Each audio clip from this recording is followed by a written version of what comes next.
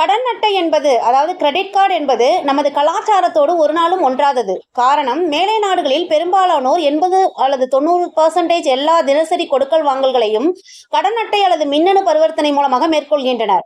ஆனால் நமது நாட்டில் கடன் அட்டை வாங்கியவர்கள் பெரும்பாலும் அதனை ஏதோ பாட்டனார் சொத்து அல்லது லாட்டரியில் வந்த ஜாக்பாட் பரிசு போல எந்தவித கட்டுப்பாடும் இல்லாமல் பயன்படுத்திவிட்டு கடைசியில் பொறியில் அகப்பட்ட எலி போல மாட்டிக்கொண்டு வெளியே வர முடியாமலும் தவித்து வருகின்றனர். எதற்காக நமது சொந்த காசில் நமக்கே சூனியம் வைத்துக் கொள்ள வேண்டும்?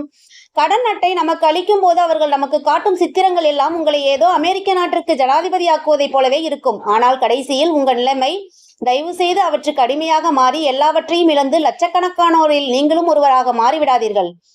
கடைசியாக, கடன் அட்டை யாருக்கு பிரயோஜனம் என்று நீங்கள் கேட்கலாம். சொந்த வியாபாரம் செய்பவர், மற்றவர்கள் செலவில் அடிக்கடி தொலைதூர பயணம் செய்பவர், பெரிய பணம் அல்லது வசதி படைத்தவர்கள் மட்டுமே இதனால் பயன்பெறுகின்றனர். மற்றபடி மாத சம்பளம் வாங்குவோருக்கு சர்வ நிச்சயமாக கடன் அட்டை என்பது